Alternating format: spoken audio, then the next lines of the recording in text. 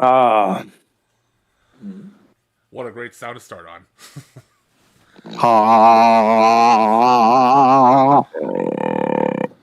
Any Hooters, welcome back to the How the Heck Are You podcast. This is number 3, and we're actually on time this time. He said any Hooters. Yes, that's something. Yeah. It sounded like a comment made that would be like from somebody's uncle that would just like slap somebody on the rear end at Hooters for no reason. Any Hooters. I almost slapped any Hooters. Hey! It's like, dude, it's not Animal House. Please stop. You're on your 12th Bud Light. Yeah. You're literally going to jail now. The cops are on their way. Yeah. Eraserhead's not real. Yeah. Sir, this is a Rainforest Cafe? Yeah, I was gonna make a stupid joke. The fuck? We're still... What is going... Can I get that that ayahuasca hot tea, please, along with those wings? Just bring that on out. Sir, this is a Wendy's. Now, why would you need 24 gallons of hydrochloric acid? I mean, sir, this is a Wendy's. Now, why would you... Almost turn into Christian there. I'm working on it. You don't like how loud I scratch my titty flap, go to another Wendy's. Look here. If I was a homosexual, would I be having sex with 3 women? Huh? Look at it. Look at it. Damn it. God. I can't answer that question, so I don't know. Would you? Man, I feel bad for anybody who is not in the know about Chris Chan, because holy fuck. Dude, I watched, the first time I ever watched anything about him or knew anything about him was from the Gamer from Mars, I think, did this little thing about it and like went over to his house. And I think they were trying to do something as simple as play Smash Brothers with him. And he was testing like every controller known to mankind. Yeah. I think he was trying to show him like, no, I can hook the PS4 controller up to this. Hold on. And it's like 30 minutes later. Well, I guess it's just not going to work. It's like, no, why would you be trying to plug a PS4 controller up anyway? Why? And then the end of his tragic tale came with incest. Whoops. Yeah. You know, I always kind of knew it went down. It was gonna go down this route. I just didn't know when. Oh, Chris Chan's live? Yeah, he was hinting towards a lot of the stuff that he was going to be doing as of recently. So I kind of saw it coming. I just didn't know when it was gonna happen. Dude, some people are just completely warped. You know, It doesn't. It's like it's only when it becomes absolutely horrific that you hear about it. But there's usually a lot of shit that's like really jacked up that leads up to that kind of stuff. Oh, absolutely, dude. You know what I mean? And people just kind of like play it off like it's funny. And it's like there's a difference between a gimmick and just like how somebody is. You know what I'm saying? Yeah. Like Steve-O is a gimmick. Large part. Gigi Allen was not a gimmick. You know what I mean? I wish it was. Yeah, I wish it was not anything. But do you know about Gigi Allen, Thomas? Sounds familiar, but I don't think I know it too well. All right, bro. Gigi Allen was this like 80s to early 90s punk figure who was probably the most extreme on the end of like shock rock. Yeah. He would defecate on stage. He would roll in it. He would throw it at people. He would eat it. He would use it for self-pleasure on stage. Yep. He would cut himself. He would vomit on people. He would grab people and start randomly beating them. He would assault people with his areas. He would run around completely nude, covered in feces and blood. Needless to say, he's dead. Um, Oh, really? he's very dead. Yes, he is. Very much dead. He's very, very dead. He would often go visit John Wayne Gacy in prison Oh, Yeah. and have conversations with him. Why is that the one thing that doesn't surprise me? Yeah. Well, you could imagine those two fucks got along, because they're fucking just complete losers. But, yeah, Gigi Allen is one of those guys that you like investigate for a minute. Well, at least this was my experience. I heard about him. I found out it was true. I laid my eyes on it. And then I was like, all right, I'm done. I don't care. Like, I'm done. Well, I mean, the worst I've heard is just Phil Anselmo doing white power speeches, but that shit. Oh, no. Gigi Allen was hate everybody, Yeah. including himself. Like, there's this early videotape I saw of him. He still had hair, he had like a beanie on and hair coming out. And he's doing like this slam poetry in front of a classroom full of people. Wait, and he's just saying, Let me just. slam poetry is just like freestyle poetry. I know it's slam poetry, but do you mean slam poetry is like calling people out, or slam as in slam? No, like slam poetry as in just being very open and very expressive. It's kind of like a freestyle. And he's just saying if the he was most. saying poetry, He's saying banging people. It's just no, but we'll get into that. oh, please. He was just saying the most awful shit about women, pretty much. And this girl goes up there to confront him, and she gets about this far before she opens her mouth. She's just like pointing her finger and almost says something. And he grabs her by the hair of the head and starts beating the shit out of this woman. Yep. Randomly, right? And then a gang of dudes obviously hop up and just beat the hell out of him. And then he just like staggers out of there. And it's like, that's known as a performance by this guy. Yeah. And this is early, this is early before the cutting and all that. He's just always been trash, there was cutting. That's good. Yeah. Yeah. Is that what he died from? No. Or he died from all the E. coli that smelled all the shit all over? Yeah, Just- drugs. No drugs. A giant concoction of drugs. Actually, it's very funny because, like, I think You said cock. like Gigi Allen actually wanted to like commit / game end on stage, like Yeah. really fucking game over himself, like Yeah. on stage. But he like Yeah. I think the cops stopped that situation or something. Yeah. And he died later from like Yeah. drugs. Well, his brothers laced his sandwiches when he was growing up with acid, and that's what fucked him up so bad. His older brothers would just sneak acid into his food, and he lost his fucking mind. Hey, let's drug a child. They did, and I mean, his brother still tours. Like the Murder Junkies are still a band, and they still tour around. And I've seen documentaries where his brother is just like, yeah, I guess I kind of regret doing that, but oh well. Like, god damn, dude, if you don't regret it in your 60s, bro, you're never going to. That's fuck, some that happened, real but punk whatever. shit. Shit happens. Yeah. And he made that. Turn shit my little happen. brother into a fucking lunatic, but it was the 70s, whatever. Like, what the fuck? Yeah, everyone did everything in the 70s. Who cares? Even my 12-year-old brother, like, nah, bro. You ruined that guy. You ruined him. But people love him. I know people. There's people I even play music with. Like, I don't understand, but they like him. And I'm just like, all right. Okay.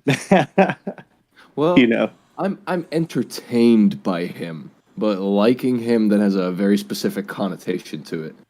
I was like, Yeah, I'm not entertained by him, dude. Like, I'm really not. Shorty, you're gonna have to leave. Sorry, bro. Don't. But I just there's so when you get around to like hitting women and like trying to assault people and stuff on stage against their will and everything, I'm like, Oh yeah. I'm Batman. You know, like I'm wanting to kick you in the face at that point. Sorry. To be fair, like after the first couple times, I can understand. Like you're there, you're not expecting it. If after like 4 or 5 times you're still going to a Gigi Allen concert and not expect to be kicked up, I mean, dude, 1993, where the internet's non-existent for people, like, you know what I mean? Like, this guy was not around during the heyday of it's easy to know that this shit could go this way. And who's to say how many people were involved in that situation? It was their first time at a show. You know what I mean? Like, you can't blame the audience for shit like that. I mean, that's why I always make sure to be very upfront at the very beginning of my band shows. Like, hey, if you're really sensitive about politics, if you're a nationalist, you need to leave. Mm-hmm. You know what I'm saying? Like, if you're not down to fucking raise hell, then you need to go right now. Exactly. We're gonna rock out with our cock out. Yeah. Yeah. We're gonna impress the bitches with our helicopter dicks. Yeah. I mean, I usually don't come out and say it just like that bluntly, but I make sure at the beginning of the show people know that it's about to go down. Yeah. Listen up, motherfuckers. Mm-hmm. Well, everybody deserves a chance to clean up. Everyone will get 12 chances to clean up. Yeah. 12 chances. Okay, 15. 15, that's fine, and that's it. Why do we need so many chances, Thomas? Well, if you can't make it in 15, then off you go to Colorado. Dude, I had such a crazy experience this weekend. I had a punk show on Saturday night and a wrestling show on Sunday night, and both of them started out like the drizzling shits. Like everything that could go wrong was going wrong. Everything. We showed up to the bar, dude. They didn't even have a PA ready for us. They had no idea how they were going to make us sound like any sound come from the fucking vocals at all. And we have, 2 stacks for the guitars, a bass amp, and drummer, all in this tiny little fucking area in a bar. No PA. They come up with a PA out of nowhere and 1 floor monitor, a speaker this big. Mm-hmm. And they think that we can project vocals against all those instruments with 1 tiny speaker. So we said, fuck it, and started raising hell. And they started building around us as the show was going on, like finally building speakers because people were coming in there. We played a set for 1 hour and 30 minutes, dude. All original music. And then the speaker exploded. It should have, dude, because we were going in, dude. And we ended up making like $300 that night. Nice. Fuck yeah. Which playing original music is tough to do, man. People want covers, especially in bars, but nobody said shit. Have you ever had like a speaker actually like explode, like foam out and shit? No, but I have had the power kick a few times. Yeah, that's happened to me because too. you're just, and I have had like shit happen where a speaker cable comes unplugged or somebody falls on equipment. Dude, I broke a big beer glass, like one of those huge ones, with my ass on accident. I jumped off of a speaker, and punk shows are lively. I slipped on a wet spot on the stage and fell backwards onto a beer glass, dude. And it could have like split one of my fucking arteries in my leg, like my femoral artery or something. But like it shattered your ass. And I walked away unscathed. Yeah, dude, just like the fucking Terminator ass out here just destroying glass, dude. Stone Cold Steve Aston. But then the rap show, or the rap and wrestling show the next day, it was an outside wrestling show at this bar, and it just came a torrential downpour. So we had to have a wrestling show with no ring. And we did it. Nice. And it was crazy. And people were going crazy. And we sold like 70 tickets at the gate, plus like 30 more people that were comped to go in. So, I mean, it was a lively crowd. I finally got to see one of those anime rappers y'all have been telling me about. And because I'm the bad guy at the show, I got to come out and freestyle and roast them motherfuckers, dude. It was so great. It was so great. I said so much jacked up shit. Oh, hell yeah. Yeah, I said a lot of mean things to them, and it was very funny because they started saying some like stupid like incel stuff and like talking about taking out kids and stuff from the South, like to be all edgy and cool, and I was just like, okay, I got something for you, and I did, and you could see their eyes just go when this wrestler walks up there and just grips them because they're rappers, you know. I came up as a battle rapper. Yeah. So it's like every word you say is ammunition for me. I just wait for you to build my story for me and put punchlines in there. Exactly. And dude, it was catastrophic for them.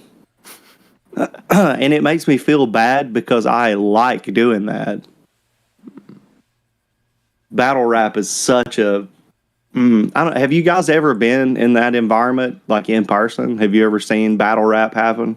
No. I've been at a couple like battle rap events because a buddy of mine does that, but I've never I've only done the hipping and the hopping like twice in my life. The hipping and Yeah. Yes. So they're very dude, there. The area that Thomas is from is actually a pretty known area for that kind of stuff. Ohio is got a wealth of talent, you know. Kid Cudi's from Cleveland. You know, he's got a song called Cleveland is the Reason. It's a really good one. But that Midwest hip hop shit is just nothing to be messed with. A lot of really good rappers come from the Midwest. Well, Yeah, my I've brother's heard that. actually in a band right now called Slightly Blinded. They've been doing some shows in Cleveland recently. Hell yeah. Nice. I'll have to check them out, dude. Maybe you can send some stuff on the Discord. There is one thing they've got on their YouTube thing here. Let me just pull it up real quick. Where the hell is it? But yeah, dude, that whole situation is really, my time was like from 2008 to like 2010. I was really heavy into like doing freestyle battles and stuff. Now you get your opponent and they give you a little bit of time and you write like a song, like you write your stuff down and then you go like show what you've prepared against your opponent. Back when I did it, I didn't know who I was going against. It was all random, and there was a tournament, and you had to think of it on the spot, like when you found out who you were matched up with. And they also didn't tell you whether it was going to be on a beat or if you had to do it a cappella. So you just were thrown out there and exposed fully. You could either swim or sink, and that, like the buzz you get from like not knowing. It was so hype, dude. People used to just, oh, that shit was so funny. And when you rock a Pella, you just go like, thing goes scrap. Especially when you go first in those situations, you're thinking like, oh, fuck.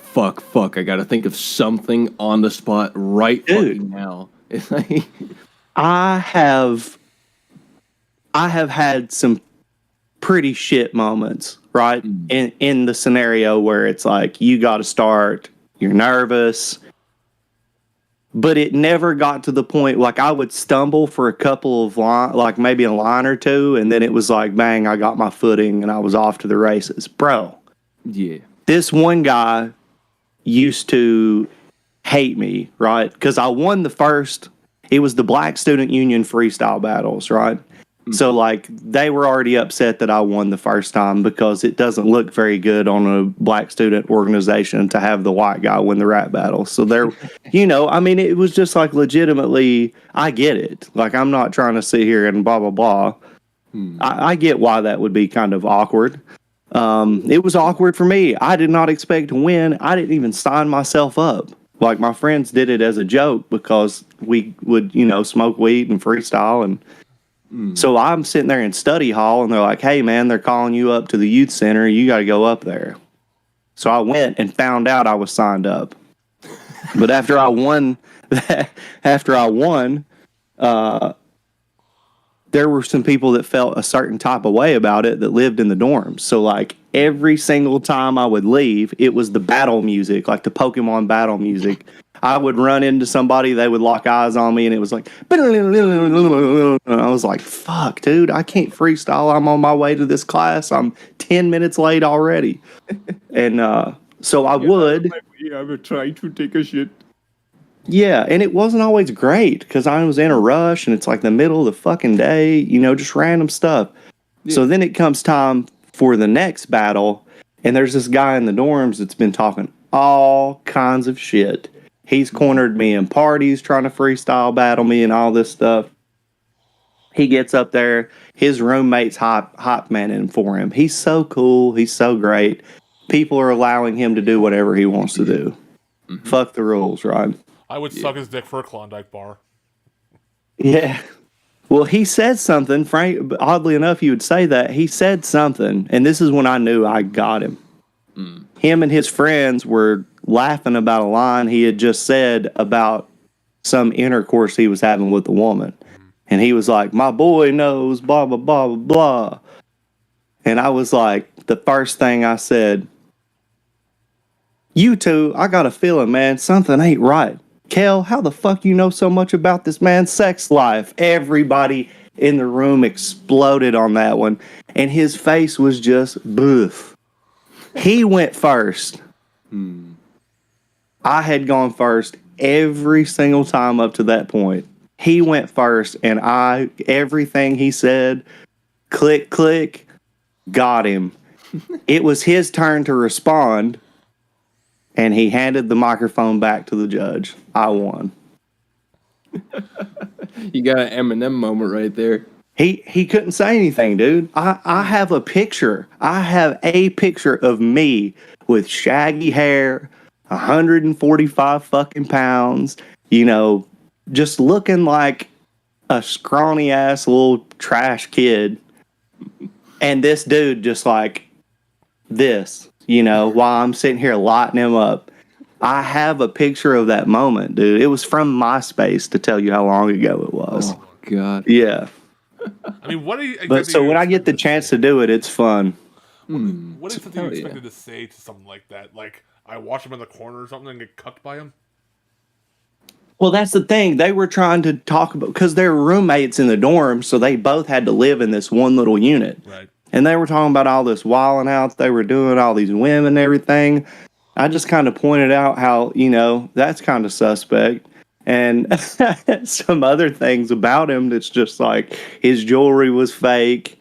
You know, everybody knew he just got flamed. Like, sorry, you stepped up. The champ is here. Dude, and I have my friend Jerem. You know, some friendships, like, you don't have to talk to somebody forever. But if you see them again or hear from them again, it's like, bang, jump into a time machine, we're back. Yeah, like you were each other yesterday. One of our mutual friends died randomly about a year ago now, actually. It's been a while. I don't know if it's been a year, but it's getting damn close.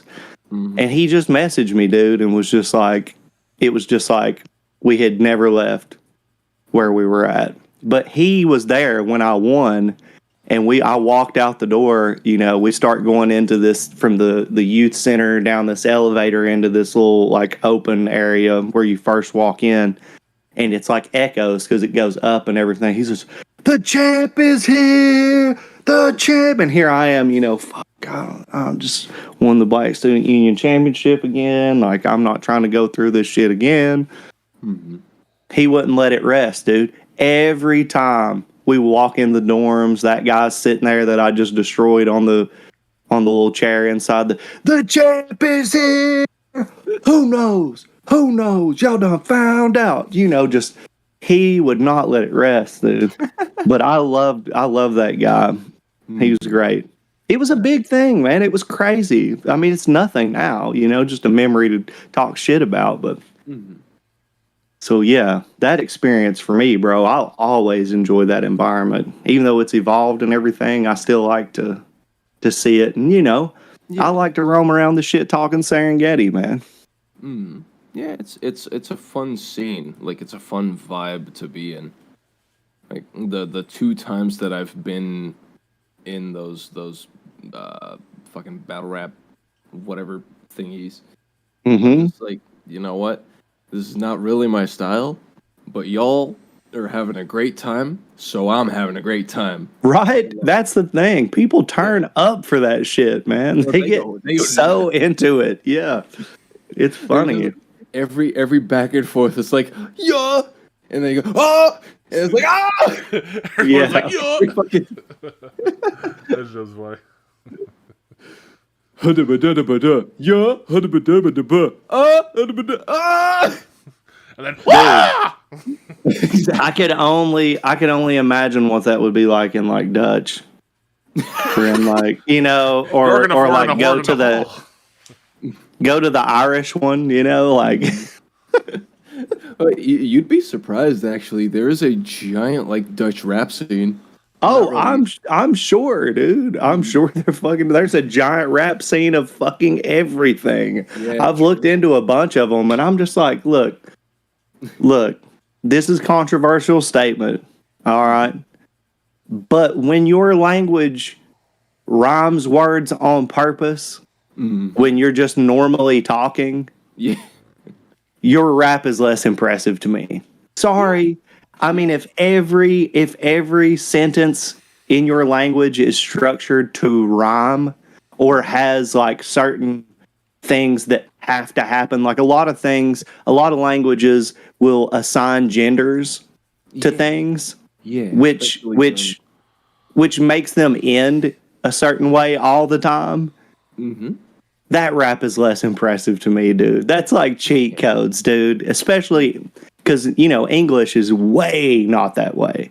So it's hard. It's hard to draw a narrative and tell a story and make it rhyme in English. But Spanish, not so much.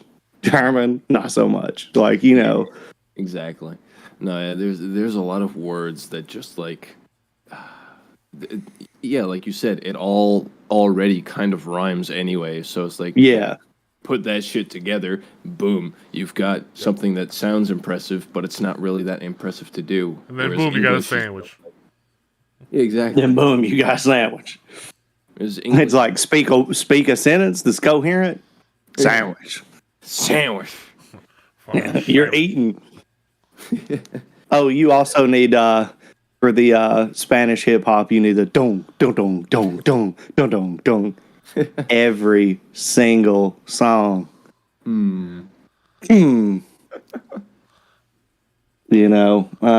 Not my favorite. One of my best friend. Well, my best friend actually, he went to school in Spain. Right, he learned Spanish, and then one of my other really, really good friends, one of my best friends, he is a fluent Spanish speaker, but he grew up in an area with like a lot of like MS-13 and like just a lot of Mexican gangs and shit, and so he got into reggaeton, and he still likes reggaeton a lot.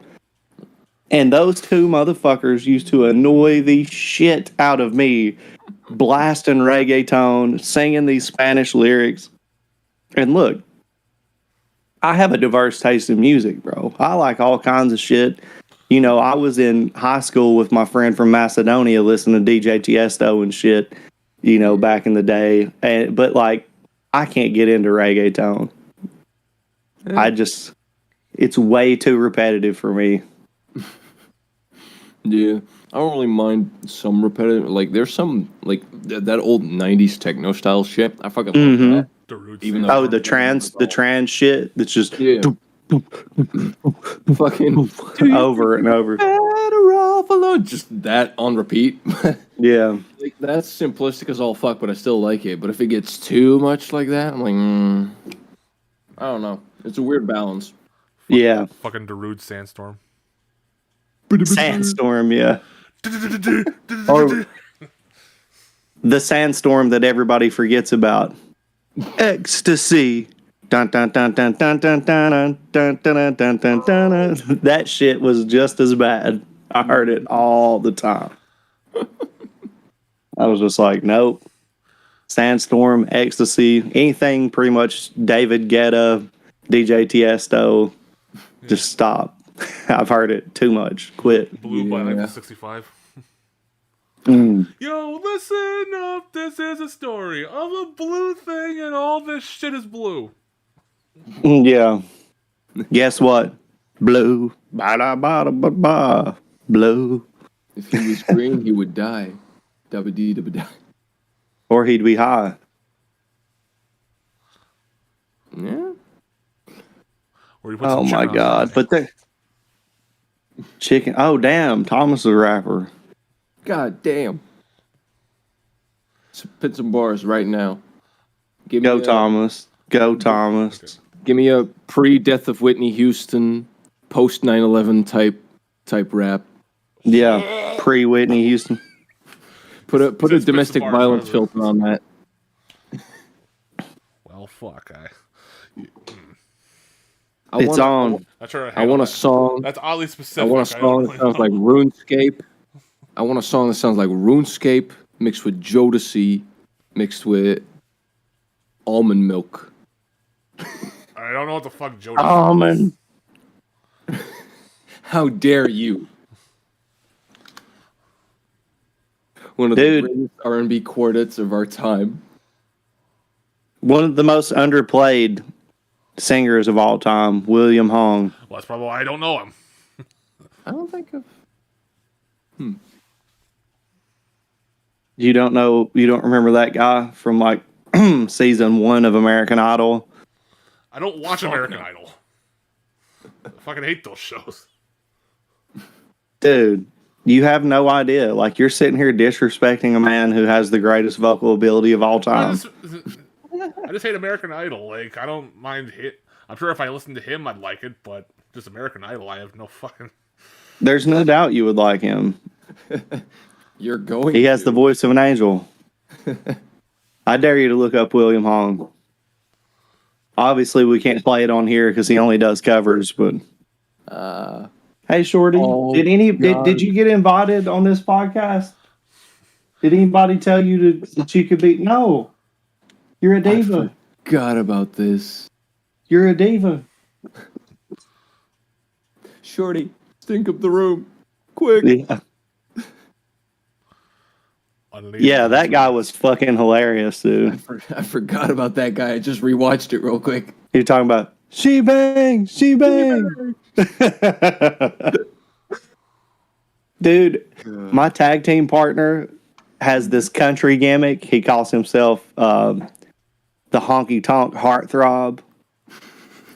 And he only did that because, a couple of years ago, we had a show in the housing projects outside of Asheville in this place called Hillcrest, right?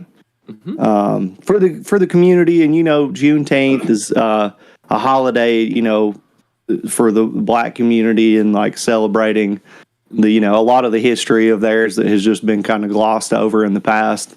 And it was one of the first opportunities to participate in something like that. And we're total douchebags, right? We wanted the people to hate us and make fun of us and whatever. And we're coming out there, just the rednecks from Southwest Virginia, just the wildest motherfuckers of all time. And this is like inner city project housing. So we get out there in this open field, dude. And I was like, welcome to Honky Tonk Heartthrob, AC Reddick. And I started the chant, honky, honky, honky. And then it was like, we had to play it off like we didn't mean to do that. And then we were like, no, wait a minute. No, quit, stop. And of course, they just, that makes them go even more, hard in the paint at it. It was just a funny situation. But we got a honky chant started, Nice. and it was fucking hilarious, yeah. Just you baiting them like, no, don't. There's a honk. Yeah. Honk! Because we already came out. we already came out, what kind of dump is this? This is the stupidest show we've ever been to. They're not paying us enough to be here. It's hot. You people are ugly. Like, this place sucks. You're ugly. So they were ready to funny. kill us.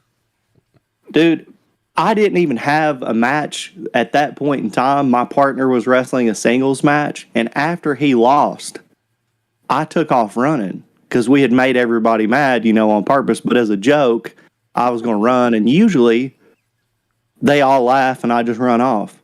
This time I started running, and I shit you not, there was like 25 children at least chasing me from the ringside area, because it's out in the middle of a field, right? Behind the housing project. So they had like a field where they had some basketball courts on the side and like some stuff for the kids and everything. And I'm just running.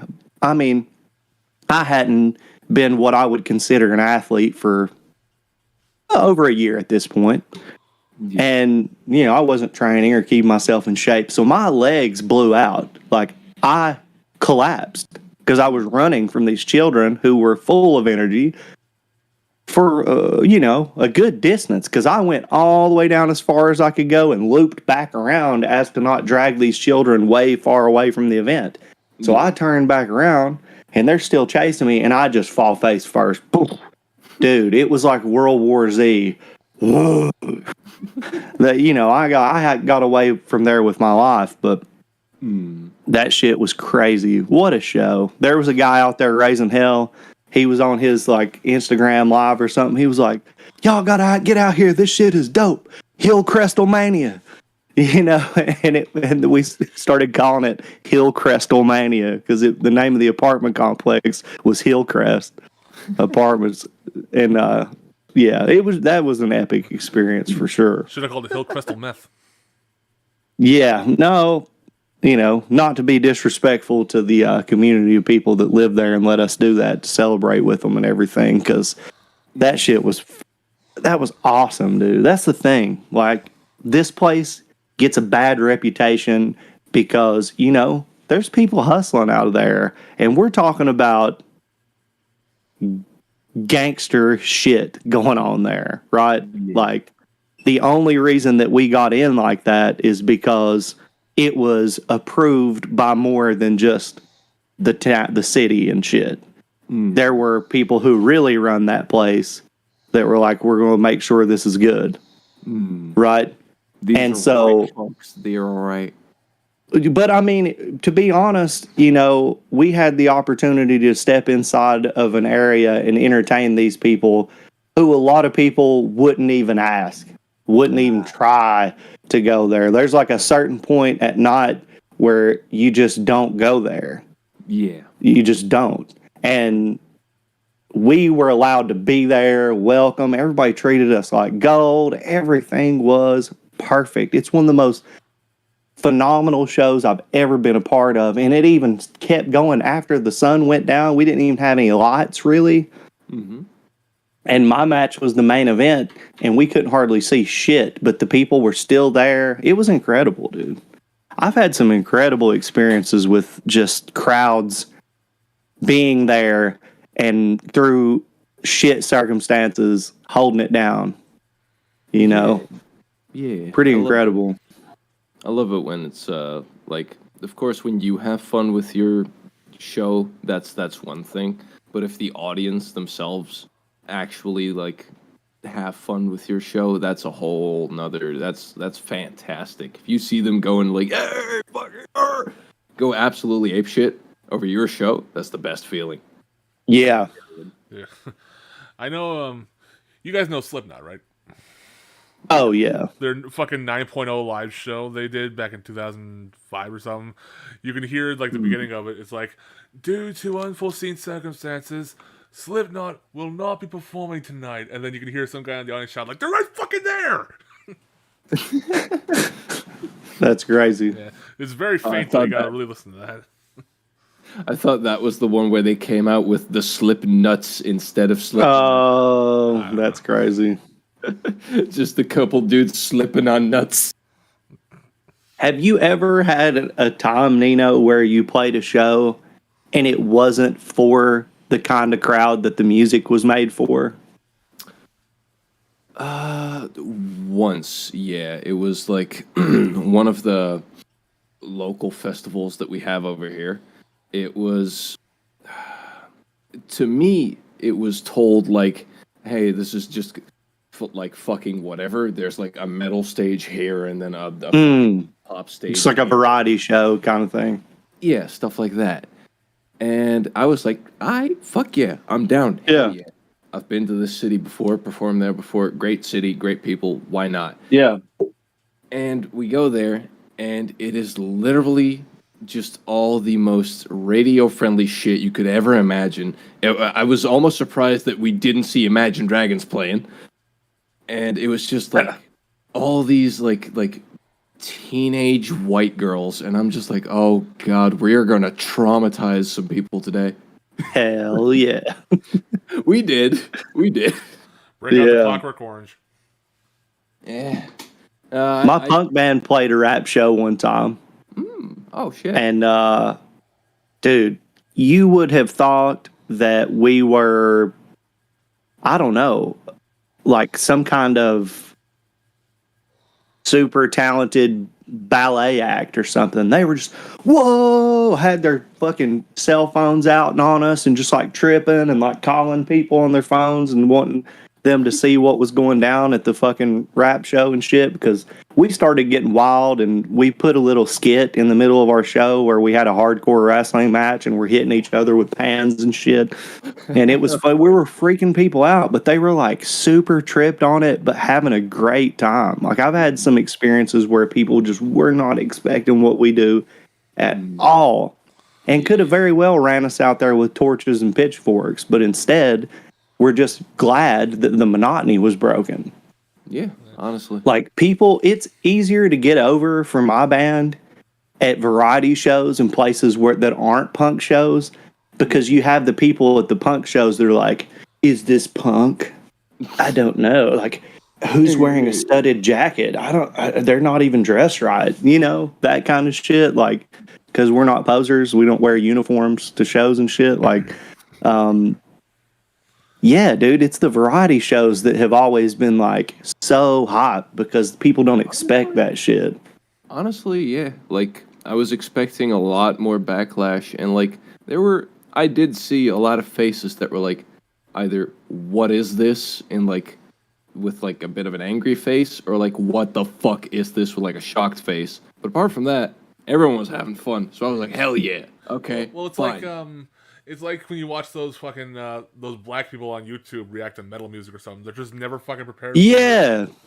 Yeah. Well, it's amazing. See, that's one of those fucking really cool things that I appreciate about YouTube, and where you can make a case for reaction videos being like super helpful and super good for exposure and helping people understand different cultures and attitudes towards different things. Like I have shown, like, there's a video on our Patreon where I showed Nikki Old Dirty Bastard, right? Yeah. So here's, you know, Nikki's the white mayo loving woman from Clintwood, you know, who honestly has just not had much exposure to the black community, and that sucks because, you know, there's so much awesome shit coming from the black community, and I'm looking forward to showing her a lot of stuff. Like LL Cool J impacted me in a way that like people just don't understand. When I heard Bad, I had heard like pop country radio music for the longest time. Then I got introduced to Queen, and the next thing other than Queen that I had heard outside of pop country was Bad by LL Cool J. And I was just like, holy shit, dude. Yeah. You know?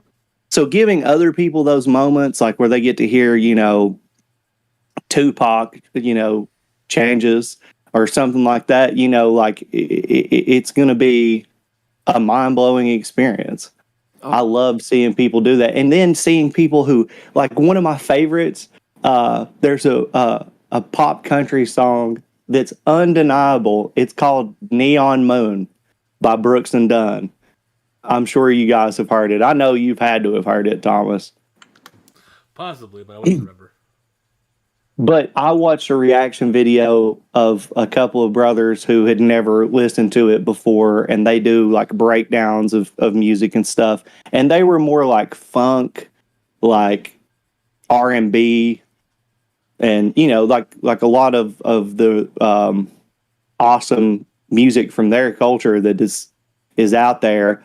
But they had never heard that, but then they hear it, and it's just like you see the connections that they make to stuff that they're familiar with, and then the newer shit that they're like, oh fuck, this is different in this way, but like I can see how this connects to this. And it's just like we're all out here with our own unique but totally extraordinary styles and things like that, and the reaction videos to music to highlight that and help us respect each other, and dude, I think that's so awesome. People talk a lot of shit about reaction channels, but I do think that when people are exposed to different cultures and we can gain some respect and some understanding of each other in some way, that's always fucking awesome. Yeah, I think for music especially, it's really interesting because like a lot of genres, like I don't want to say cross over into each other, but everything kind of like influences everything else, and that everything kind of swaps spit, if you get what I mean. Yeah. Well, So it's that it's way in religion and mythology. It's like we're holding hands across the world and we don't even know it. Exactly. So many people don't realize these connections that we share from like music genre to music. Like if a hip hop head, for example, looks at some metal shit, he's like, "Oh shit, there's some blues shit in there. What the hell?" And they don't even realize that blues is a huge thing in like the hard rock, fucking metal, all that type of shit. Well, they don't Mashups prove it. They don't want to acknowledge the connections because they want to keep things hateful. I don't know. Yeah, there are a lot of purists, but you find that in everything. There's people who are like, don't mix your races, don't mix your music, don't mix your food on your plate. It's just people are really weird also, and there's going to be what I consider defective brains who decide that like, I'm mad, I know what the problem is, that person's the wrong color. It's like, no, dude, you're just a fucking idiot who comes up with that kind of umbrella conclusion, your little blanket thought, so you don't have to think too hard about things. Mad is the easiest place to go for your brain. It's been scientifically proven that the easiest thing to do, and dumb people do it all the time, is, I'm mad. Basically, all humanity's problems dumbed down into one sentence. You're not me. Oh. Yeah. Well said, Thomas. Dude, talk about dumb.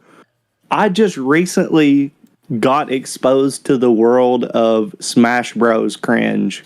Oh my god. Like Smash Brothers gaming cringe compilations and things like that. Oh my god, dude. My Look, brother in Christ.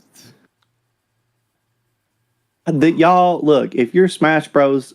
Fans and you're super, like I like Smash Bros. I'm just not super into it. I'm a very casual player of that game, but I had no idea that y'all have been out here on the internet showing out like that. You can't keep your, what is it, the otaku, your just, I don't know, man, just the whole, I don't know when to not be cringe about women. Like, what the fuck? There's like hours long compilations of people saying the stupidest shit to and about women, like on camera, trying to do commentary for a gaming tournament and going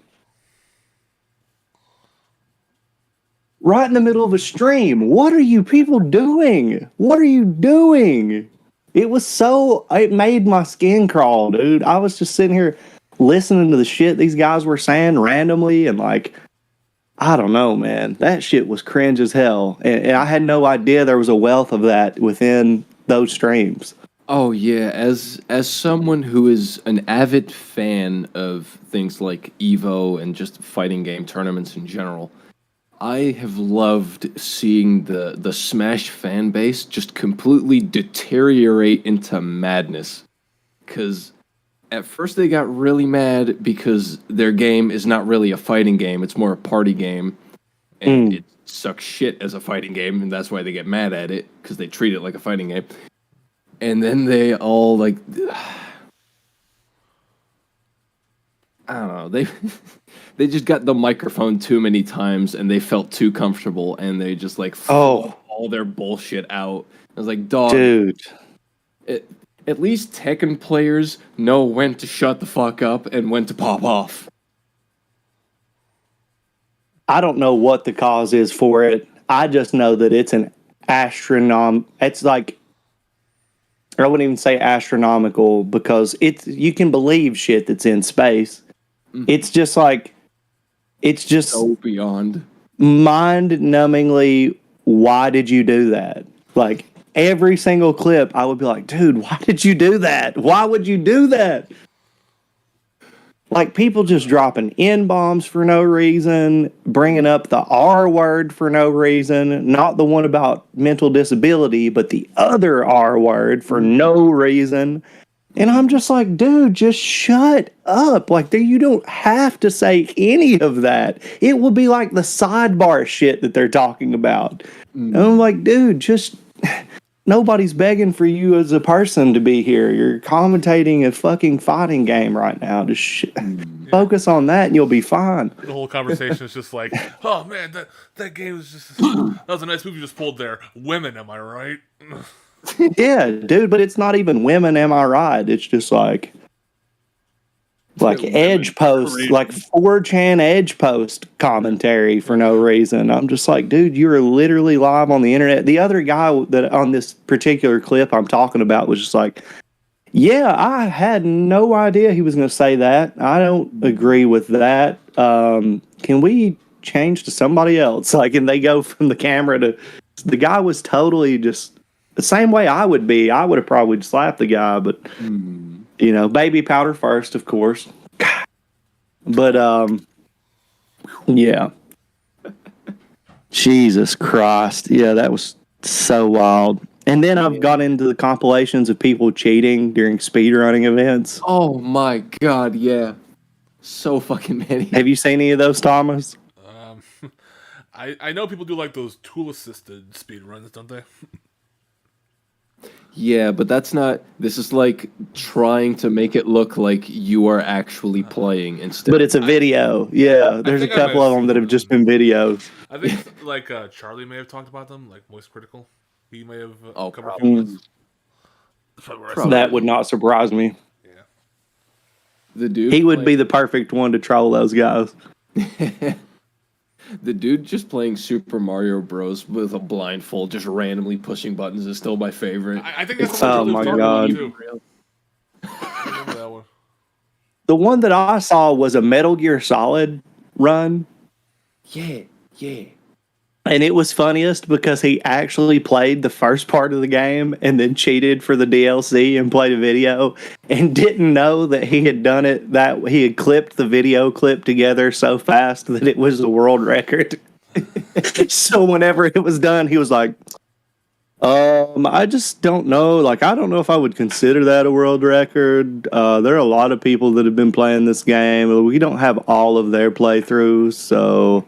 And it's just like, dude, if you actually did that, then you'd be like, you know, but instead he was just like, I don't know if that should count, because then it's going to go under more scrutiny, you know. Then they're going to check and everybody's going to be like, what was this world record run like? And there was a part where there was supposed to be a loading bar and he had accidentally clipped it out. So it was like obvious. And during his actual playthrough, he was all intense and like clacking the keys and shit.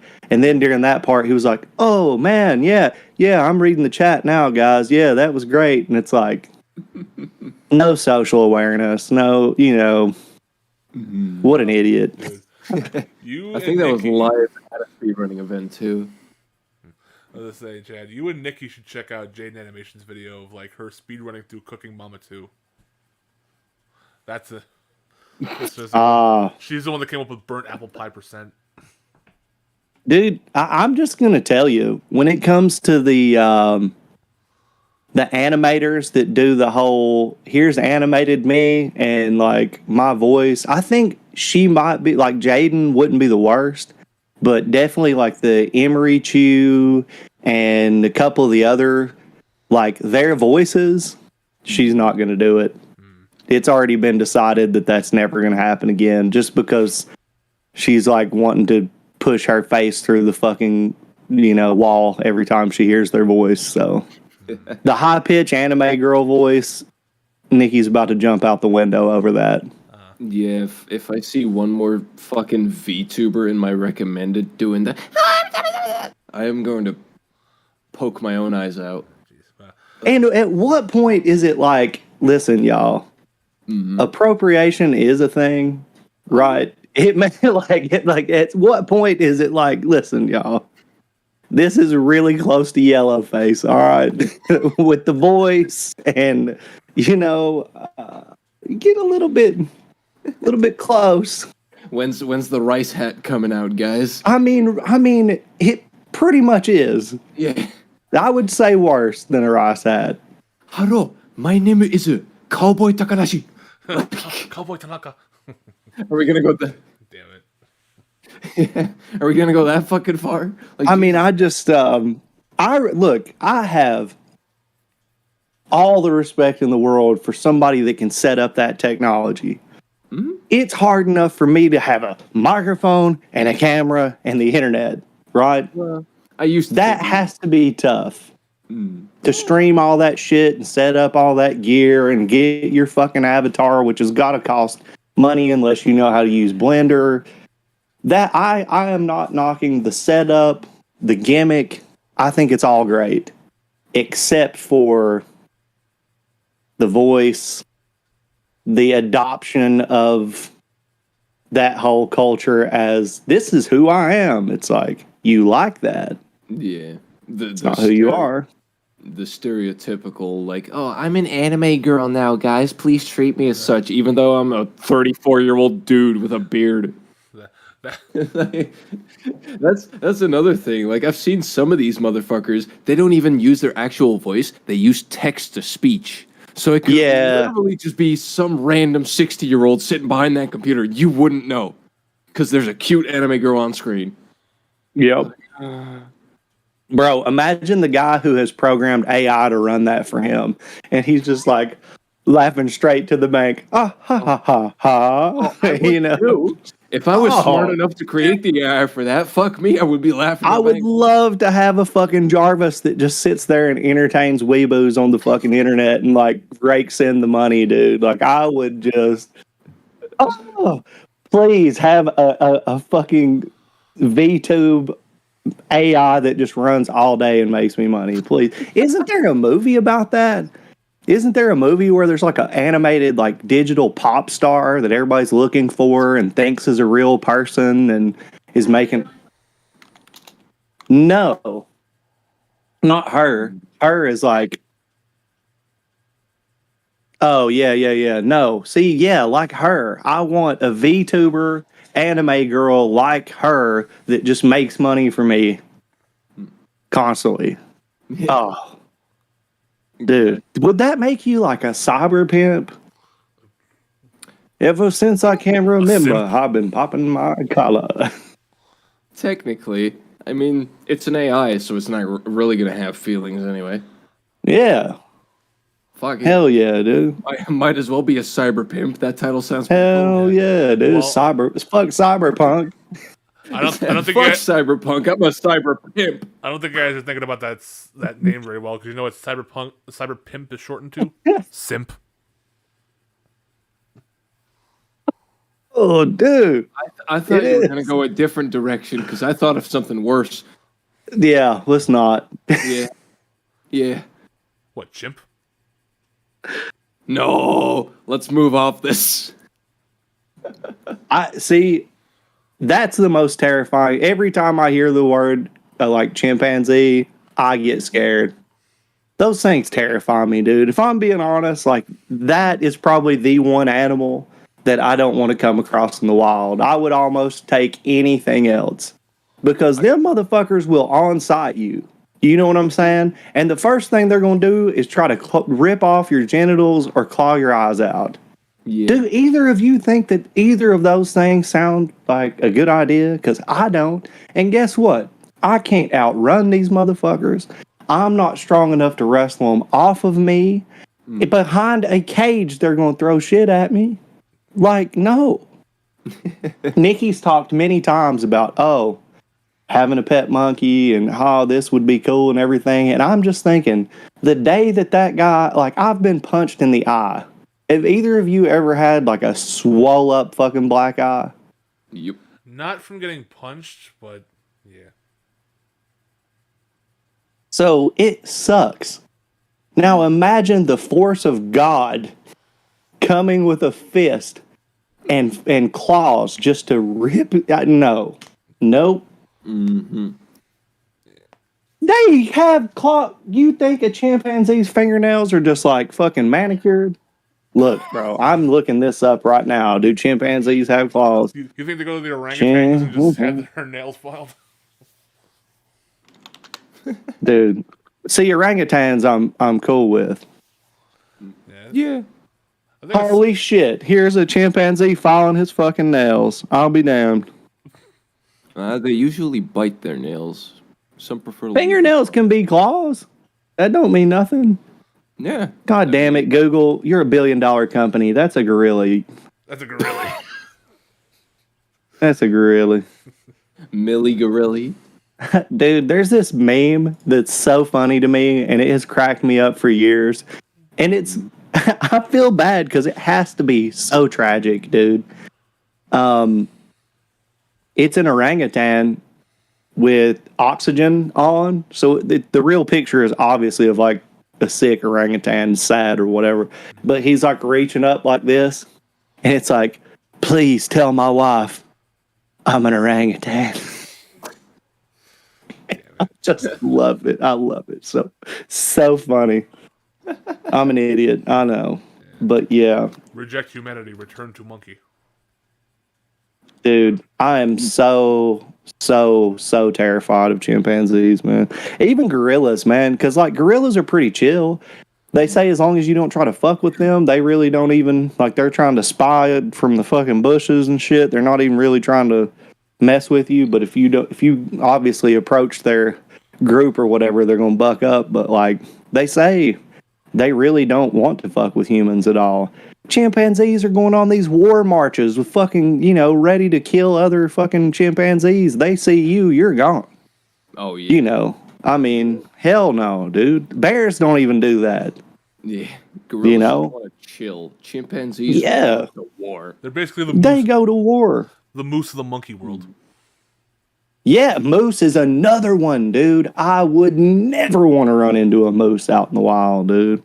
Hell no. Or a fucking hippopotamus is another terrifying animal. Oh, dude. Hippos are fucking terrifying. You don't think they're fast because they're big, fat motherfuckers. Yeah, bullshit. They're scary fast. Yeah, they are. I want Yeah. the hip. But I do love animals, dude. Like, I really appreciate nature, and I like going out and seeing all this cool shit, but I don't know, man. I've gotten to the point now where I realize I've been out. I grew up in the woods, dude. Nikki did too. And we've talked many times about how, before I was double digits, before I hit 10 years old, just being way out in the woods, alone, for hours, and nobody thought nothing of it. Nowadays, people would be like, we're Child Protective Services. Like, you're gone. Like, this is Mowgli shit, like. Just Yeah. We just had to take the little child Chad away. He was lost doing in the Mowgli shit. Appalachian Mountains. Yeah, he was doing Mowgli shit. Dude, my cousins were like, let's climb into this cave, this sinkhole that opens up to my dad said. And I'm just like, your dad's my Uncle Chris, bro. I am not trusting shit. I am not going in there. Like, I know he's wild. I don't know why. I'm sure he did tell you that was cool. I'm not doing it. My Uncle Chris was wild as hell. For some reason, for me, I always find it funny to see people in like official positions. You know, like uptight people. They just like say stupid common shit that other people say. It's like, sir, ma'am, we'll have to take your child away. He's doing Mowgli shit, and we don't like that. Yeah, That shit's always funny to me. Just to imagine. that is funny. Well, boys, I think we've hit the hour mark, which means I am going to have to make my exit. All right. Well, I think we can keep going for a little while longer on this one, though. Nino and I can keep. Yeah, Nikki's got to head to an appointment. So No worries. good to hang with you boys. Nothing but love for you. It's always a bright spot in the morning when I get to speak with you. You guys kick ass, man. Hell yeah, brother. Have a good Peace out, y'all. one. Peace out. All right. Well, now it's just us here. Yeah, sorry, I had to do some shit real quick. There we go. All right. So, moving on. Let's get to the random Google search. Oh, here's one that just popped up. I think you might be a fan of, Nino, an Elden Ring thing. It says it's getting What's that? It says Elden Ring gets a crucial update and fans are ecstatic. Update, yes. It's been a few weeks. Game received a massive update, and while it doesn't feature much in terms of new additions, it offers a massive number of gameplay tweaks that should make the game more accessible to single-player users.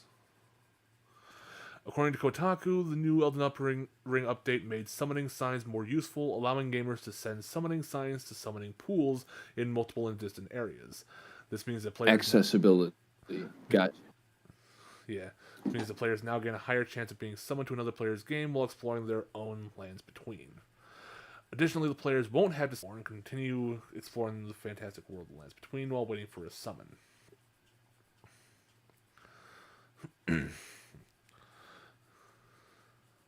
These improvements are with some drawbacks, considering that the summoning pools in Mogwin's Palace are excluded and without an officially disclosed reason. Could be that the area is commonly used by players for farming runes and for leveling up faster than gamers normally could in other areas. Yeah. The patch also added a new mysterious NPC who's supposed to help you advance Vara's quest line without having to dive into multiplayer. Although the patch notes don't explain. Yeah, I was going to say that's. I remember that being a farming. The multiplayer mechanics were also tweaked after spending months highlighting Yeah, that unbalanced was. gameplay.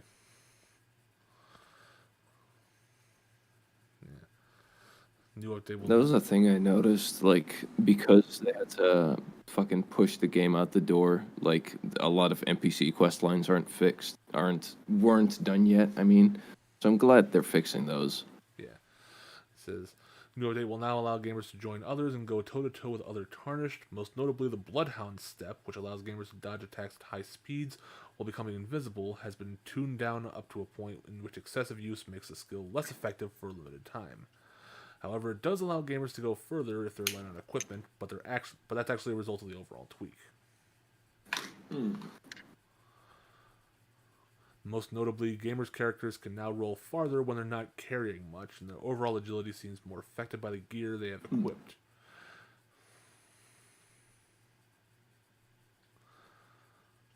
Patch has also touched upon several different weapon mechanics and skills, nerfing some while boosting others. The patch notes contains over 30 entries regarding various fixes and tweaks that are supposed to make the game more balanced and thus more enjoyable.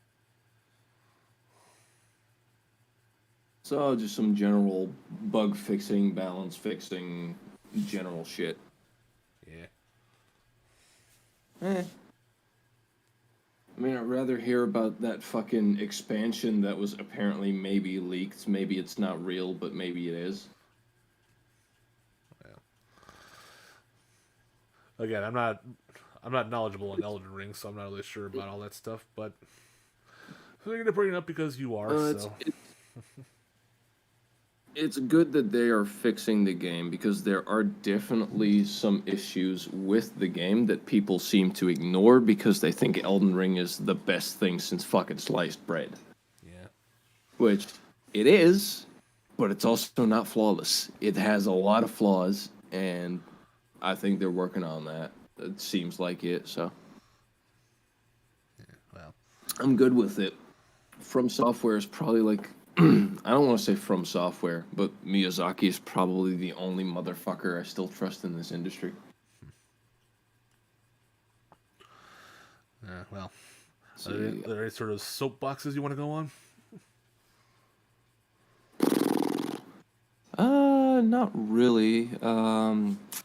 I did find a couple headlines that made me turn my head in shock and disgust and awe a little bit.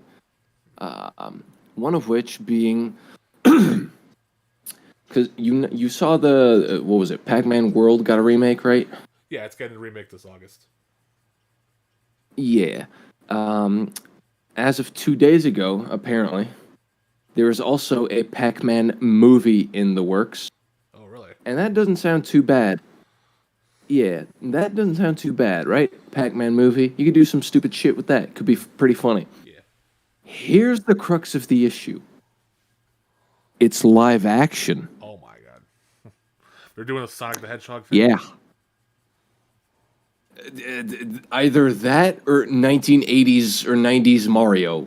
Oh, jeez. I have no idea what it's going to be. They're mentioning the article that I'm looking at. They are mentioning that the film is kind of based off of an original idea from Chuck Williams, who was a producer on Sonic the Hedgehog. So it could look like that. Yeah. I just don't know how the fuck they're gonna do that. As long as they don't give them hyper-real... the fuck hell my words. As long as they don't give them hyper-realistic fur, then that's fine. Yeah. And those god-awful eyes from Also- the Ghostly Adventures. I hate those eyes. I'm sorry to any fans of the Ghostly Yeah. Adventures. I do not like that design of Pac-Man at all. That is not Pac-Man to me. Also, speaking of fucking Sonic, the third movie has gotten a release date, Of course December it has, 20th, 2024. Yep. I figured that'd be a Yeah, thing. that'll be good. They've just been pushing that shit for a long time. Yeah. I don't mind the Sonic movies. They're inoffensive. I just wish they kept the ugly Sonic, though. That was hilarious. Yeah. Well, they put that in the Dude. Chip and Dale movie. They did? Yeah, they slapped like the ugly Sonic model in the fucking the new Chip and Dale movie they came out with. Chip and Dale movie 2020. Blah, blah, blah. Oh my god, it's there. Yep. Holy shit. Okay. No, but like the original Sonic fucking movie trailer. I don't know if you saw that one, but they had Gangsta's Paradise in it. Yeah, I saw Right? that one. Oh, I saw that one. Yeah. Yeah. And I am convinced still to this day that they put Gangsta's Paradise in that trailer for a very, very, very specific reason. A reason we have discussed previously. A reason named Chris Chan. What it is. Because I don't know if you know, but Chris Chan has made multiple albums actually, but one of those albums featured a cover / reimagining of Gangsta's Paradise called Trollster's Paradise. And that was very, very popular, and it was really funny. So I am with the amount of fucking jokes that were in that Sonic trailer, I am convinced that someone put Gangsta's Paradise in because of Chris Chan. Not because it was a good song, but because of Chris Chan. I am convinced. Was one of his disciples working on that film or something? I hope. Maybe. His disciples, I should say. I mean, they're already they're already basically making fun of him in that Sonic Boom series, which surprisingly has some decent writing to it. Yeah, I've seen clips on YouTube, like clip compilations on YouTube, where it's like they show like really funny shit on there, especially the Knuckles feminist thing. Yeah. No, yeah, they did basically a whole ass episode about Chris Chan in the Sonic Boom series. So it's not it's not like beyond them to reference him again.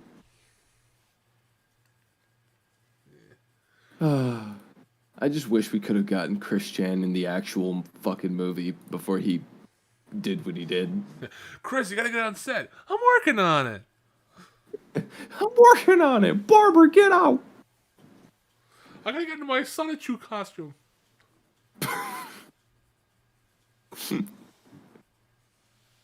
Now I've just got the image of my head of Chris Chan in bed going, July! July! July! he's fucking jacking it in his bed singing All Stars. Oh my. Well, they don't stop coming in there. What the fuck? He definitely. What the fuck do you have to do to your kid to have him turn out like that? Severely neglect him for years and have him be born with severe autism. I guess. Like, I've said it to multiple people, like a couple of my homies. Like, there's some autistic people on this earth that are very, very on the spectrum. They're very far gone, right? Yeah. Nobody on fucking planet Earth will ever come close to Chris Chan levels of spectrum. There is not going to be anyone like him ever again. We need to relish this moment while he's still alive on this earth and hasn't crossed over to the fucking Sonichu dimension. Yeah. And nobody make another one. I mean, hey, the dimensional merge has already happened. We can have our 2D waifus now. They're in the real world. According to Jesus Christ Chris Chan himself. Well, there was something that we talked about in, I think it was Chad's stream last night, about, like, ignoring certain games in, like, well-respected series or whatnot. Oh, yeah. Yeah, I remember that. Yeah. Here's where I stand on that. I personally don't believe if it's like a well-regarded series like Resident Evil or Final Fantasy or shit like that, and I'm gonna invest time into that particular series there, where people have like sung its praises. You know, it's like said one of the best series to get into, and then they say there's games you have to ignore. I'm not gonna do that. Like, if I'm gonna invest time in a long-ass series like that, I want the full experience, whether it's good or not. I at least want the experience of it. See, I understand your point with that, but I think the problem comes with there's series of games that are laid out like, okay, this is the first game, this is the second game, this is the third game, this is the fourth game, and they all like continue the story, right? They all share the same universe story, and it's just, you know, continuing shit, building up more, and blah blah blah. Yeah. With that, you kind of do want to experience, you know, every single one, you know, in chronological order, you know, because it makes sense. But when you bring up series like Final Fantasy, for example, I find that the skipping games thing is a lot more reasonable because Final Fantasy 1 and 2 and 3 are, you know, kind of decently similar. They, you know, just add more shit. And then 4 is very different. 5 is very different. 6 is very, very different. 7 is very different. 8's different. 9's different. So it's like, and they all, like, you can play any one of them in any order and the story would still, you know, not be affected. Like, they're not like Uncharted 1, 2, 3. Like, oh, this is this story, this is that story, this is that. This is very like, oh, okay, this is this universe in Final Fantasy fucking 2700, and they're these people, and they're this race, and blah, blah, blah. And then you have the next game in the franchise. It's the next number of Final Fantasy games, but it's like, who the fuck are these people? What is this new world? What is this new story? this new gameplay style. You know? Okay, well maybe not Final Fantasy then, because you know. they No, work but like differently. not even specifically Final Fantasy, but you mean other series that are kind of like that, where it's like Yeah. it's very disconnected, like Kingdom Hearts. Sounds weird, but hear me out. All of these like stories are connected, but you can basically play every single fucking one of them and still be fine because it's a complete mess anyway. Yeah. Well, I guess I mean more ones that like follow a certain story, like we talked about Devil May Cry before on here, and I've said that I like Devil May Cry personally, and you do not, and most people do not like that one. Well, I do Devil May Cry acknowledge, 2. yeah, I You do said Devil May Cry acknowledge, 2. I do acknowledge that Devil May Cry 2 has its flaws, but it's big flaws, but I still like it personally, just because it was the first one I ever played there, and even today I still enjoy like certain things about it. Oh yeah. And I don't believe in particularly ignoring that one there, just because other people have tried to like disown it or whatnot. I like to have all the games in order. Just even the Ninja Theory reboot, I wouldn't mind going through, but it's not particularly my favorite. The reboot's honestly not that bad. But yeah, like I understand your point. I would basically be doing the same thing. Yeah. But I think at least the way that I'm looking at it right now, right? Is like Devil May Cry 2, it did a new thing from Devil May Cry 1. It had a different style to it. It felt different, which you kind of want to do. You want to experiment and try new things. Right. But I feel like, personally, a lot of the flaws that game has just kept me from enjoying it. But they took a lot of the things that were good about Devil May Cry 2 and put those in the other DMC games later. Right. So I feel So you like see, some good came out of it. absolutely. Like I'm always like give credit where credit's due, even if a game is absolute Mong tier trash. You still want to give it some credit where it's due. And Devil May Cry 2, in terms of style, it's had some cool things going for it. Yeah. But then my thinking pattern would be like, okay, DMC 2 did some cool stuff, but then they took that cool stuff and put it in the newer games after DMC 2. Right. So why would I wouldn't really spend my time still playing DMC 2 then, because like there's the newer games and they're just DMC 2 but better. If you kind of see what I mean. Sort of. Yeah.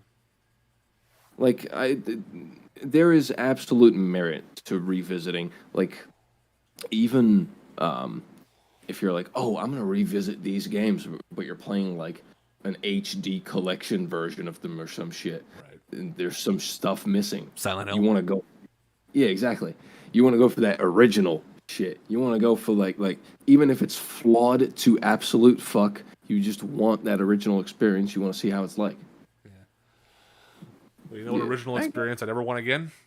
Hello Neighbor. Yeah. Well, I will never want anything to do with Hello Neighbor ever again, man. Because it's like, oh no, but the alpha was unironically 10 times better than the full game. no, that's the thing, man. Like, there's the pre-shit they were showing before the game came out.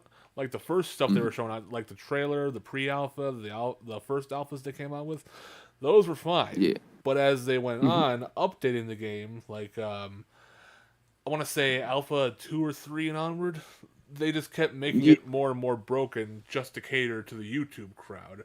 And here's something I didn't know about: they were apparently like begging MatPat to make a video on their game on Twitter. Yes, they were. It's Yes, like, they were. if that's not desperate, I don't know what the fuck is, man. And now they got the second game coming out in December, and they expected you to pay $40 to pre-order. I still do not believe the price range they still have Hello Neighbor on at 30 fucking bucks. It is not a $30 game in any stretch of the imagination. Yeah, It's like 2 hours at most to complete it. The problem is you have to watch like 5 different fucking walkthroughs to figure out what it is because it doesn't tell you any goddamn thing. Like nothing at all. I understand not hand holding, but at least give some sort of fucking direction. There's no direction in Hello Neighbor. You just gotta roam this giant fucking house and see like, oh, that's a thing. I'm gonna grab that, but I don't know what the fuck to do with it. You have to spend hours figuring out what the hell it is you're supposed to do. Hey, Michael. Yay, the boys are back. Yeah. Been a little while. But we're back on a new goddamn channel. We're here rocking out with our cock out. Well, I am at least. Barocking out with our content. Exactly. Ladies and gentlemen, I stand here before you today. We're making the bitches fly with my helicopter dick. No, like that Hello Neighbor shit. I remember, like, was it Tiny Build was the publisher of that game. Yeah. They made like No Time to Explain and all that shit. Were they the ones that were tweeting at MatPat, or was that the developer? Tiny Build were the ones that were tweeting at them. Okay, that is fucking pathetic. As a publisher, like, first of all, you made a silly little indie game and you maybe got like $25 off of it. Congratulations. Like, but then, like, this studio, Dynamic Pixels, like, it's just a bunch of Russian dudes. I'm pretty sure they were just, like, hired, like, hey, fuck you, do this work for us. I don't want to blame them, like, at all. They just made a game. It just seems that Tiny Build is just a bunch of pathetic... One thing that pisses me off about it, aside from everything else, is that they make everything in backwards speech for some reason. Like, simple things in backwards letters. Like, they say missing is simming. Like, oh no, what could simming mean? Like, they try to act so fucking mysterious with it, but none of it is mysterious at all. It's just like, you're just mixing words around in a fucking jumble, what the fuck. I even played the fucking, what was it, the Hello Guest thing, the pre-alpha for Hello Neighbor 2, and it's like, they had a sign that said, welcome to Raven Brooks Amusement Park, but they jumbled up the words. It's like, you're not fucking mysterious, man, you're not fooling anybody. People can obviously do shit with that. Simple shit. It's just, honestly, if there were no YouTubers involved, that game would never survive. I feel. Abso-fucking-lutely. So many of these games would not fucking survive if that was the case. Yeah. You know what also wouldn't have happened if Let's Players weren't a thing? Five Nights at Freddy's. Yeah. If that game wasn't played by every fucking YouTuber, it started with Markiplier. Right. Like, I'm pretty sure there was some other smaller YouTuber no one really gives a fuck about who technically played it a few days before Markiplier. I'm fucking sure. I don't even know. Maybe fucking. But like, you say people don't care about Yummy Mash? You're gonna get some hate. I don't care. I don't care about 95% of these users. Bring it. Fucking bring it. All of you, what was his name? I don't even know if that was the dude's name who I'm talking about, but that Yummy Mash, whatever. Yeah. Bring it. Bring all your fan base over here so that we can get more clicks and views, and I will bait. Great. There's too many games that they just have one neat little idea that you can maybe do like an hour or 2 hour game out of, some shit like that, right? Just a short little indie game, throw it on Steam for like $5 to $10, boom, that type of shit. Yeah. But they keep like making this YouTuber bait bullshit, and they keep making it the most fucking pandering garbage possible. Like, oh, we're gonna put all of these fucking YouTuber references in here instead of focusing on making the actual game fun to play. It's like, dude, you're already on the wrong track. Just make your shitty game. Forget about the YouTubers. They'll come later if your game is actually good or not. They'll come later. And fucking, you'll make your money. Just be patient. Make a good video game. Holy shit. I said a long time ago in, I think it was like a Facebook group or something, when I actually used Facebook. I don't anymore, but I said, like, if they just left Five Nights at Freddy's at one game, like at the very first game, I feel like it would have been respected a lot more. Because, like, the first game was solid, man. Like, you didn't know what the hell to expect from it. And I feel like a lot of people were genuine in how they felt about the game back then because it was a new fucking thing. Like, I had experienced a whole couple of years of, like, Slender Man clones and shit like that.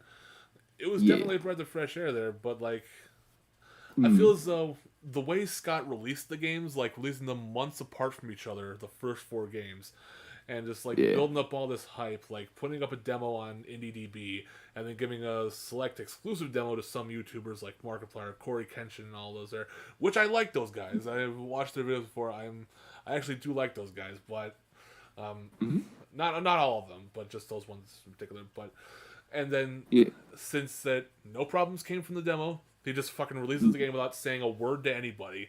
I feel like that more.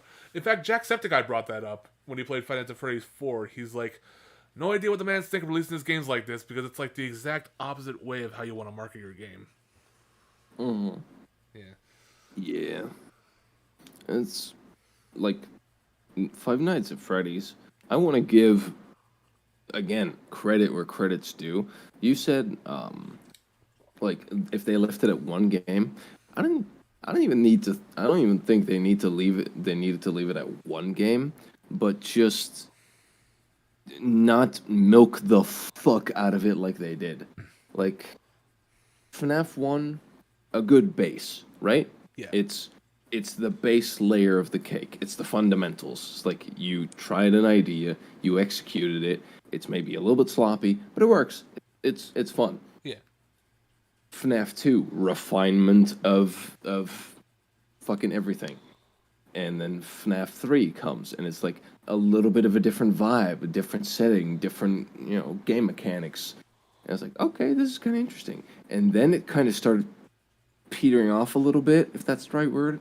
But then, I forget if it was one of these named ones, or if it was like, which one was FNAF 6? That was the one where it's like, it was called Freddy Fazbear's Pizzeria Simulator. It was like trying to disguise Pizzeria Sim. Yeah. Yeah, Pizzeria Sim. That was it. I thought that, even though it's like one of the last games up until fucking Security Breach in that franchise, I think that was a very, very, very excellently executed, like, story moment. Regardless of all the other bullshit that happens around it, I don't give two fucks about the FNAF lore. I don't know all these characters and all that. Yeah. But just the way that ending was written was just so well done that I'm like, okay, you still have ideas for this. You can still do something with this. And then Security Breach came out, and it was... Well, Scott left halfway through the development, didn't he? Like, he set out to retire or something? I think so, yeah. Which, he should have fucking finished that game. He should not have let it in the hands of... Isn't he like 50 or something? I don't even know. Scott Cawthon, 1978. So he's 44. 44, yeah. That's still getting fucking up there. Yeah. But I'm just thinking, a guy like that, like, who's spent his life, like, not his life, but like his adult years, like making these Christian-based games, like based on Bible stories and whatnot, and then a game about animatronics ends up being his like golden thing there, and he's not even like an asshole about it. Like he's given most of the money he makes out that to like other charities and whatnot. He doesn't like act like a whole fucking dick about it or like be desperate about shit. He mostly keeps to himself. Unlike Tiny Build, who begged MatPat to make a video on him. Yeah, there's. I think like because of the nature of the fandom of FNAF and just like the subject matter, I guess, like the whole thing of like, oh, it's children's pizzeria, haha, funny animatronics. They do love funny bite of 87. People kind of get turned off by that. Yeah. But like you remember my fucking rant about how horror isn't horror anymore ever since Silent Hill 2 came out. Yeah. I really appreciated what FNAF was trying to do just for simple like building of tension. It's like that's not really something that I saw a lot of with all these fucking horror games that came out. It was just Scooby-Doo chase and then you're dead. Yeah. And with FNAF it was very like there was a very cool element to like sitting there. You're not capable of moving. The only thing you can do is like turn right or left slightly. You have these buttons. That's your only line of defense, and you just hope for the best, and you just kind of figure out like all these little audio clues, what's real, what's not. Right. That was very, very, very well done. I think people don't give Scott Cawthon the credit that he deserves as a designer developer because of Haha the Funny Animatronics children's game. Yeah. But there is some genuinely good horror ideas in there that people should take notes from. Well, I think the issue is it's like it mostly has to do with the current culture of things now because people are trying to roll back the 60s and trying to make things more kid-friendly and shit, which, like, I am not at all a fan of kid-friendly only shit. Like, there needs to be some adult themes slit in there. What I find there needs to be a balance of things, you know, like, you can make your kid-friendly stuff all you want there, but also don't bastardize the adult stuff as well. Like, we need that shift in content there to keep things, you know, varied. It's like, don't have to be fucking mindless drones. Like, you accept this and you like it because your kids are involved. Like, I don't like that. Like that Cocomelon shit. I will never understand Cocomelon for the fucking life of me. My niece watches that sometimes, and I'm just like, what in God's name is this bullshit here? Yeah, like if you look at like shows that we grew up on, for example, like 90s, early 2000s, the ones that did bad, like financially and like viewer wise, they were all the shows that were like, hi kids, today we're gonna learn about the letter P. Yeah, and then because people got sick of that shit. Exactly. And then there's shows that come on like you know, SpongeBob, Ren and Stimpy, that type of shit. Yeah. And it's like it's for kids, sure, but then every now and then they let the kids look behind the curtain and say, like, hey kids, you're cool, right? Come check this shit out. And they show you some fucking wicked shit, and you're like, holy fuck, dude, that's cool as hell. Right. And those shows did amazing. I wonder why. Yeah. Because they actually loosened up the censors and whatnot. Yeah, exactly. But now we're tightening down on censors again, and I'm just like, why? Do you not realize how bad that went the last couple times we did it in history? I think when you get to a certain point of censoring a lot of words, then not a lot of words are going to be left over, and you're going to end up in certain situations we've been in like a couple decades back. Like prohibition. Oh, let's ban all the alcohol. Yeah, that's going to do fucking wonderfully, isn't it? Guys, there's too many kids with peanut allergies. Let's ban peanuts. Yeah. There's too many people dying from cinnamon. Let's fucking ban cinnamon. That guy's breathing over there. Let's stop him breathing. In the words of the beautiful, glorious, magnificent Louis C.K., if touching a nut kills you, maybe you're supposed to die. Like, of course, we have to keep that shit separated and have, all the manufacturers be informed of like, hey, if this shit has nuts in it, you have to label it because nut allergy people can't eat that shit. But if you eat a nut or you touch a nut and you croak over, You might want to question your Good. sexuality. get out of my gene pool.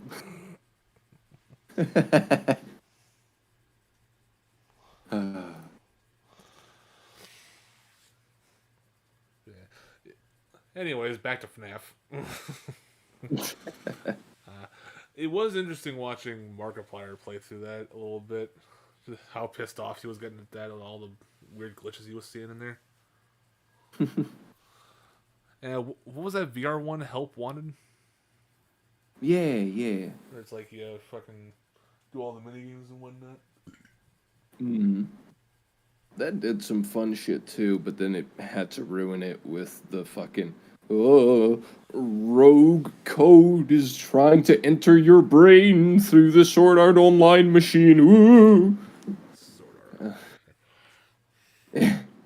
I mean, that's basically what it was, but it's just like a reverse version of it, I guess. Got about as much depth as this puffball.